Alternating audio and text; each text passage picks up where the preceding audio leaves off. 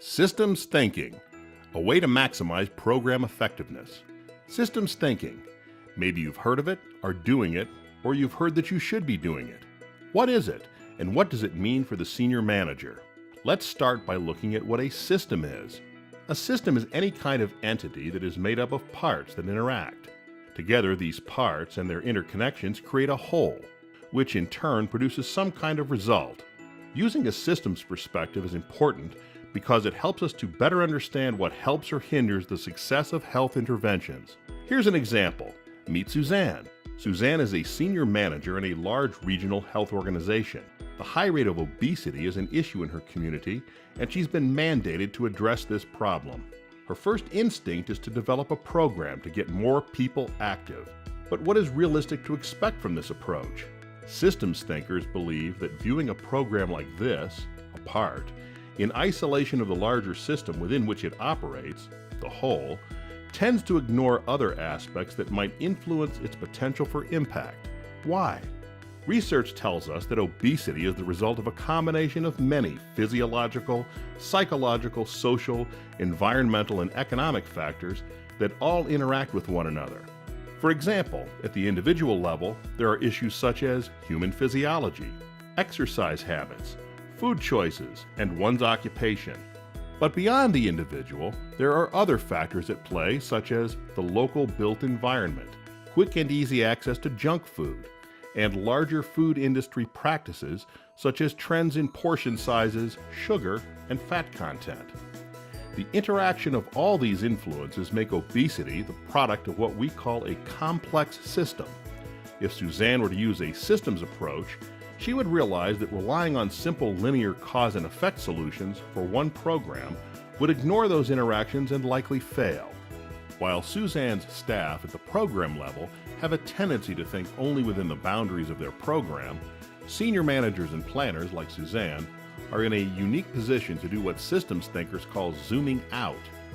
Zooming out considers how other aspects outside of a program's traditional boundaries, both within the organization and beyond, might influence the success of the program. By zooming out and looking at the influence of other interventions, policies, structures, patterns, and norms in the broader system, Suzanne is better able to strategically consider other values and perspectives and the interrelationships among each that may impact obesity rates in her community. In doing so, she can identify more powerful leverage points outside of the program that have the potential to facilitate and support changes in obesity.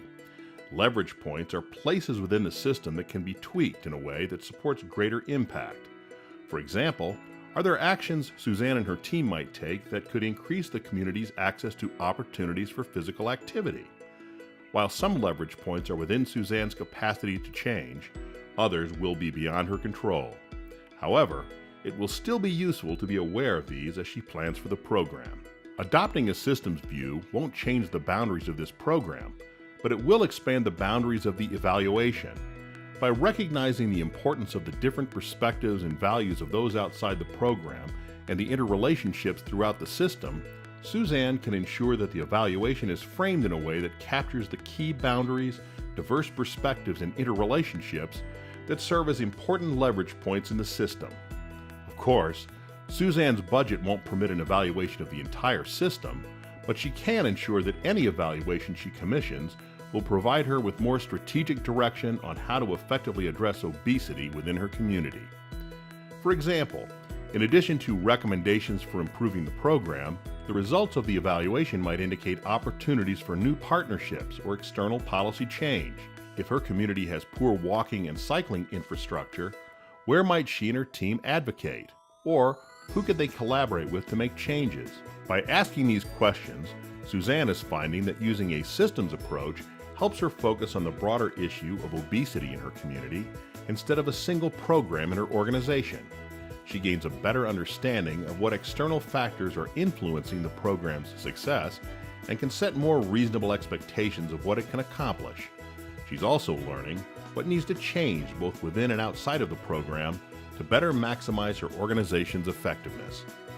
Many now believe that a systems approach holds the most promise for addressing complex health problems like obesity, which is not only good for Suzanne, but good for everyone.